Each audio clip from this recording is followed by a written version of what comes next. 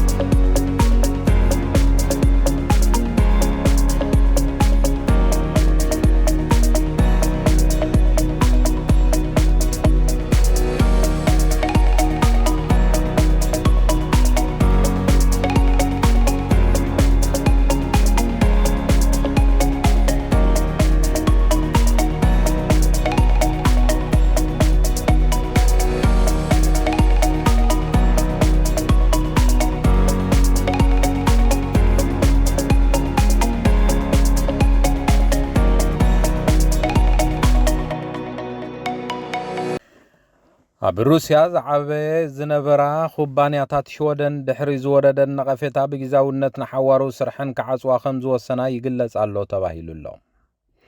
ሓደ ካብዚኦም እቲ ገዚፍ መፍረይ ኣቑሑ ዕንፀይቲ ዝኾነ ኢኬያ ኮይኑ ኣብ ሩስያን ቤላሩስን ዝጸንሑ ስራሕ ክዓጽ ወሲኑ ከም ዘሎ ተፈሊጡ። ዘን ኩባንያታት እዚኣተን ኣብዚ ውሳነ ዝበጽሓ ድሕሪ ቁሉዕ ወራር ሩስያ ኣብ ልዕሊ ዩክሬን ኣብ ሃገረ ሩስያ ከመይለን ይስርሓ ይቕጽላ ዝብል ሰፊሕ ናይ ማሕበራዊ መራኸቢ ብዙሓን ነቐፌታ ክወርደን ብምጽንሑ ምዃኑ ሓቢረና ኣለዋ። ብቅድሚ ትማሊ ረቡዕ እውን ድኳን ፋሽን ሄነስ ሞሪስ ካብ ሩስያ ዝገብሮም ኩሎም መሸጣታት ኣልባሳት ደው ከብሎ ምዃኑ ምግላጹ ዝዝከር እዩ። ብተመሳሳሊ ናይ ድምፂ መሳርሕታት ዝሸይጥ ስፖቲፋይ እውን ኣብ ሩስያ ዝነበረ ጨናፍሩን ሓዋሩ ከዓጽዎም ምዃኑ ኣፍሊጡ ኣሎ። እዚ ከምዚ ኢሉ እንከሎ 4 ነፈርቲ ውግእ ሩስያ ንልዑላዊ ክልል ኣየር ሽወደን ብምጥሓስ ጥቓ ደሴት ጎትላንድ ክበራ ከም ዝተረኣያ ሓይሊ ኣየር ሽወደን ብረቡዕ ገሊጹ ኣሎ። ሓይሊ ኣየር ሽወደን ኣብ ምሉእ ቁፅፅር ክልል ኣየር ምንባሩን ዘድሊ ምክልኻል ምክያዱን ምክትል ኣዛዚ ኣንደርስ ፐርሶን ሓቢሩ ከም ዘለውን ተፈሊጡ። ኣብቲ ጋጣሚ ነፈርቲ ኩናት ነቲ ፍጻሜ ክስንዳን ስእልታት ከልዕላን ተልእኾ ተዋሂብዎም ምንባሩ ፐርሶን ንሬድዮ ሽወደን ኣብ ዝሃቦ ሓበሬታ ኣመልኪቱ ኣሎ። ብቅድሚ ትማሊ ረቡዕ ኣብ ጎረቤት ሃገር ኖርዌይ 598 ሓደሽቲ ሕሙማት ኮሮና ብሆስፒታል ምእታዎምን እዚ ድማ ድሕሪ ምኽሳት ዝለበዳ ዝተመዝገበ ዝለዓለ ኣሃዝ ምዃኑ ተገሊጹ ኣሎ። 46 ካብዞም ሕሙማት ኣብ ትሕቲ ጽዑቕ ክንክን ምህላዎም እውን ተመልኪቱ ከም ዘሎን እዚ ኣሃዝ ምስቲ ኣብ ሰሉስ ዝነበረ እንክን ነጻጸር ናይ 26 ሕሙማት ወስኽ ኣለዎ ተባሂሉ ኣሎ። መሰረት እቲ ዳይሬክቶሬት ጥዕና ኖርዌይ ትማሊ ረቡዕ ዝሃቦ ገምጋም ካብዞም ኣብ ጽዑቕ ክንክን ዝርከቡ ሕሙማት እቶም 19 ናይ ምስትንፋስ ሓገዝ ይግበረሎም ከም ዘሎን ካብ ወርሒ ለካቲት 2020 ንድሓር ኣብ ኖርዌይ 1,257,079 ሰባት ብኮሮና ከም ዝተታሕዙ ጸብጻባት ጥዕና እታ ሃገር የመልክቱ። ልኡኽ ሕብረት ኤውሮጳ ኣብ ኬንያ ኣብ ደቡብ ዩክሬን አንጻር ኣፍሪቃውያን ይፍጸማሎ ንዝብሉ ዓሌታዊ ኣድልዎ ይፍጸማሎ ንዝብሉ ጸብጻባት ከም ዝነጸጎ ተፈሊጡ።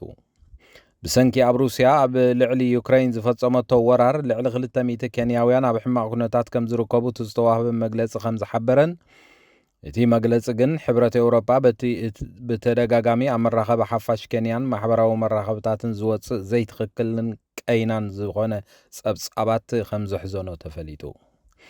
ሓቅነቱ ድማ ብጥንቃቐ ምርግጋጽ የድሊ ዝበለ እቲ ወኪል ሕብረት ኤውሮጳ ኣብ ሃገራት ኣፍሪቃ ኣብ ገለ ጉዳያት ኮነ ተባሂሉ ሓሶት ሓበሬታ ክዝርጋሕ ተገይሩ እዩ ብምባል ኣብ ኬንያ ዘለዋ ኤምባሲታት ሕብረት ኤውሮጳ ድማ ቁኑዕ መረዳእታ ንምሃብ ድልዋት ከም ዝኾነ ሓቢሩ።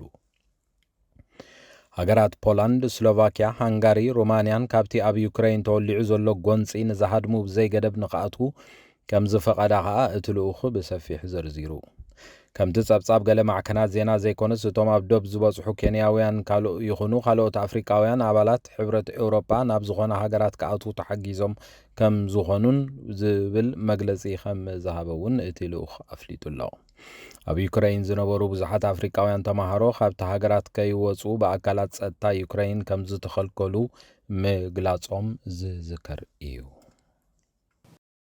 ሃርሞኒ ሚድያ ዕለተ ልደት፣ መርዓ፣ መመረቕታን ካልኦት ኣገደስቲ ዝኾኑ ናይ ፈተውትኹምን መቕረብትኹምን ምድላዋት ናይ እንቋዕ ሓጎሰኩምን እንቋዕ ኣብቅዓኩምን መልእኽትታት ንምምሕልላፍ ዘኽእለኩም መደብ ጀሚርና ከም ዘለና በዚ ኣጋጣሚ እዚ ንኹልኹም ተኸታተልቲ ሃርሞኒ ሚድያ ንሕብር። ንኹልኹም ፈተውትኹምን መቕረብትኹምን እንቋዕ ኣብቅዓኩም ንምባል ኣብ ትደልይሉ እዋን ሃርሞኒ ሚድያ ዕድል ከፊትልኩም ስለ ዘሎ ተጠቀምሉ።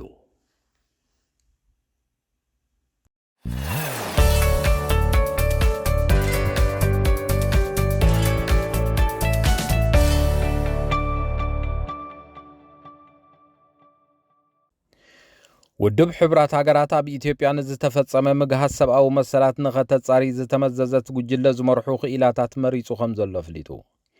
ባይቶ ሰብኣዊ መሰላት እቲ ውድብ ካብ ጀኔቭ ካብ ዝርከብ ቤት ጽሕፈቱ ኣብ ዘውፅኦ መግለጺ ኣቐዲማ ኣብ ኣህጉራዊ ቤት ፍርዲ ገበነኛታት ከም ኣኽባር ሕጊ ዝሰርሐት ፋቱ በሱንዳ ነቲ ጉጅለ ክትመርሕ ከም ኣደ መንበር መዚዙ ኣሎ። ብዘይካታ ጋምቢያዊት ኣኽባሪት ሕጊ ካሪ ቤቲ ሙሩንጌ ካብ ኬንያ ከምኡውን ስቲቨን ራትነር ካብ ሕቡራት መንግስታት ኣሜሪካ ሰብ ሞያ ምኽባር ሰብኣዊ መሰላት ኣካልቲ ጉጅለ ክኾኑ ተመዚዞም ከም ዘለዉ ተፈሊጡ። ውግእ ሓድሕድ ኢትዮጵያ ድሕሪ ምጅማሩ ብኩሎም ወገናት ተፈጺሙ ዝበሃል ገበናት በበይኖም ኣካላት ማሕበረሰብ ዓለም ጸብጻባት ክወሃበሉ ዝጸንሐ ኮይኑ እታ ብውድብ ሕብራት ሃገራት ዝተመዘዘት ፍልይቲ ጉጅለ ኣብታ ሃገር መጽናዕቲ ብምክያድ ኣብ ወርሒ ሰነ ናይዚ ዓመት እዚ ኣብ ዋዕላ ባይቶ ሰብኣዊ መሰላት ኣፈናዊ ጸብጻብ ከተቕርብ ትጽቢት ተገይሩላ ከም ዘሎ ጸብጻባት ኣመልኪቶም ኣለዉ። ዝኸበርኩም ተኸታተልቲ መደብና ተከታተልዎ ዘለኹም ሃርሞኒ ሚድያ እዩ። ድሕሪ እዚ ሓፂር ጸብጻብ ኩነታት ኣየርን ካልኦት መሰጋገሪ መዋዓውዒ መደባት ናብ ሓፀርቲ ዜናታት ከሰጋግረኩም ምሳና ጽርሑ።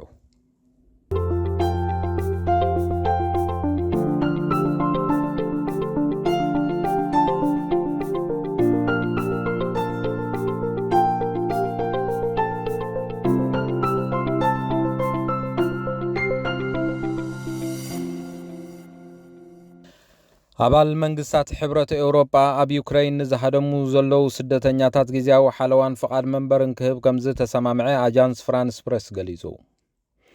ዛጊት ብሚልዮናት ዝቝጸሩ ስደተኛታት ምዕቆቢ ስራሕን ደቆም ትምህርታዊ ኣገልግሎት ንኽረኽቡ ብምባል ናብ ኣባል ሃገራዊት ኤውሮጳ ሕብረት ክኣትዉ እዮም ክብል ትጽቢት ከም ዘሎ ንኮሚሽነር ይልቫ ዮዋንሶን ብምጥቃስ ካብ ብራስለስ እቲ ማዕከን ዜና ሓቢሩ። ኮሚሽነር ይልቫ ዮዋንሶን ነቲ ውሳነ መልኪት ኣብ ዝሃበቶ ቃል ኩሉና ኣባላት ሕብረት ኤውሮጳ ንምድሓን ብሓባር ቆይምና ከም ዘለናን ስደተኛታት ክንዕቁብ እውን ተሰማሚዕና ከም ዘለና ብምባል መግለጺ ሂባላ። ዛጊት 1 ሚልዮን ዝኾኑ ዩክሮናውያን ካብ ሃገሮም ምስዳዶም ካብቲ ዞባ ዝወፁ ጸብጻባት የመልክቱ። ሓፈሻዊ ባይቶ ውድብ ሕብራት ሃገራት ሩስያ ኣብ ልዕሊ ዩክሬን ተካይዶ ዘላ ኩናት ደው ከተብልን ሰራዊታ ክትስሕብን ዝጽውዕ ብይን ክሕልፉን ከለዉ ነቲ ብይን ንምሕላፍ ኣብ ዝተገብረ ናይ ድምፂ መሃብ መስርሕ 141 ሃገራት ነቲ ብይን ክድግፋን ከለዋ 35 ድምፂ ምዕቃብ ገይረን ኣለዋ። 5 ሃገራት ግን ነቲ ሩስያ ኣብ ዩክሬን ዝገበረቶ ወራር ከም ዝደገፈኦ ክፍለጥ ተኻኢሉ ኣሎ። ካብተን 5 ሃገራት ነቲ ብይን ብምቅዋም ንኩናት ዝደገፋ ኤርትራ፣ ሩስያ፣ ሰሜን ኮርያ፣ ቤላሩስን ሶርያን ከም ዝኾና እውን እቲ ጸብጻብ ኣመልኪቱ ኣሎ። ብኻልእ ወገን ወራር ሩስያ ኣብ ልዕሊ ዩክሬን ብዝምልከት ዘተኻየደ ኣብ ዝተጠልበ ምእካብ ድምፂ ኣባል ሃገራት ባይቶ ሰብኣዊ መሰላት ኤርትራ ከም ዘይትድግፎ ኣፍሊጣ ኣላ። ነቲ ብሓሙስ 3 መጋቢት ዝተኻየደ فلوي أخيبا حبرات منقصات أمريكا أبال حبرات أوروبان زركب أن عسران جعتنا هاجرات وخدمت عن كلها حموشت هاجرات مالت روسيا تشاينا كوبا إيرتران فنزويلا كأ أيفالن كم زد مزاخ التخيل الله هاجر شودن أب زمت زلو صنيع لتشوعات مجابيت كل التشحن عسران كلتن أب ساعات الدحر قطر لك ساعات سلسته أبو وانقلو لاون كويناتن دول ناي متنققتا دول نفتنة تباهيلو خقبر مخانو سبمز منقس شودن حبيروم إتي أب إيروبا أب منغو روسيان يوكراينن تخصيتو زلو خوينات نشودن بخفيل سألي واصلو زلو نزقبرو زلو منك اسقاساتن مدلاواتن تباهيلو زقبر زلو فتنة ناي كويناتن قلولاون دول متنققتا كم زخانة إتي حبريتا أنتصيرو الله أب عمت زابز تفلالي وانات زعينوتو فتنتات كم زكايد أب زوان زي نزولو خناتاتون أب قمت بمئتاو يقبر كم زولون إتي سأب الرقاقيسو الله